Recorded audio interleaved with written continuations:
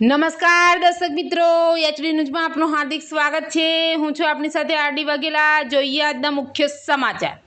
અંકલેશ્વર હાસોર પંથકના ખેડૂતોએ આજરોજ અખાત્રીના પર્વ નિમિત્તે ભૂમિપૂજન કર્યું હતું અને સમગ્ર વર્ષ દરમિયાન સારી ઉપજ રહે તેવી કામના કરી હતી। અંકલેશ્વર હાસોર પંથકના ખેડૂતોએ અખાત્રીના દિવસે ભૂમિપૂજન કર્યું હતું। ખેતરમાં દીવો કર્યા બાદ શ્રીફળ વધેરી પૂજન અર્ચન કરવામાં આવ્યું હતું। આ સાથે જ બળદ હળ સહિત ખેતીના સાધનોનું પણ પૂજન કરી ખેતીનું મુહૂર્ત કરવામાં આવ્યું હતું। ખેતીમાં સારી ઉપજ આવે તે માટે અન્નની પૂજા કરી અને ભૂમિપૂજન કર્યું હતું। અખાત્રીના આ દિવસથી ઋતુ પરિવર્તન થાય છે, તેથી આ દિવસથી ખેડૂતો ખેતીનો પ્રારંભ કરે છે। બીજી માન્યતા અનુસાર માતા અન્નપૂર્ણાનો જન્મ પણ આ દિવસે થયો હતો, તેથી તેવું માનવામાં આવે છે કે અક્ષય તૃતીયા દિવસે રસોડા અને અનાજની પણ પૂજા કરવાની સાથે ભૂખ્યાને ભોજન અવશ્ય આપવું જોઈએ। આ દિવસે ભગવાન કૃષ્ણએ પાંડવોને તેમના વનવાસ દરમિયાન અક્ષય પત્ર અર્પણ કર્યું હતું।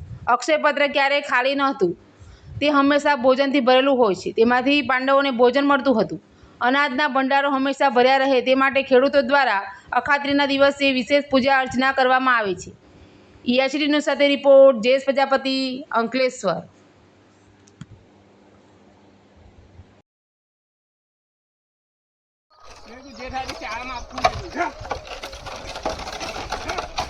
ખેડવા કાં ડાયરો હા ઈધો જવા દે તને તારી રીતે જે કરવું હોય હું તો મારી રીતે સેટ કરી દઈશ।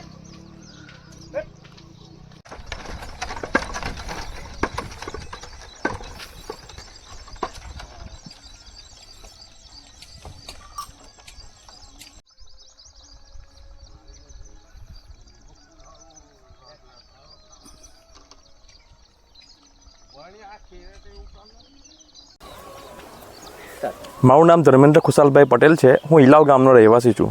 આજે અખાત્રી નિમિત્તે અમે લોકો ખેતરની પૂજા કરીએ છીએ અને બળદની પણ પૂજા કરીએ છીએ અને આખું વર્ષ અમારું પાક સારો થાય એ માટે આજે ખેતરમાં પૂજા કરીએ છીએ અમે।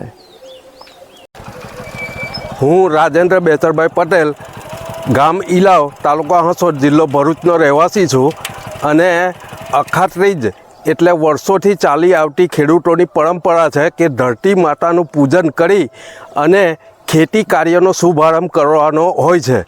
આ દિવસે અમે ધરતી માતાને પૂજા અર્ચન કરી ખેતરની પ્રદક્ષિણા કરી અને પછી ખેતી કાર્યની શુભ શરૂઆત કરીએ છીએ, જેથી ખેડૂતોના ઘરમાં ધન ધાન્યની કોઈ દિવસ અછત રહે નહીં અને ખેડૂતને એમ પણ જગતનો તાત કહેવામાં આવે છે, એટલે કોઈ પણ ભૂખ્યા ના રહે અને સર્વને અન્ન મળતું રહે એવી કામના કરી અમે આજથી ખેતી કાર્યનો શુભારંભ કરીએ છીએ। જય હિન્દ।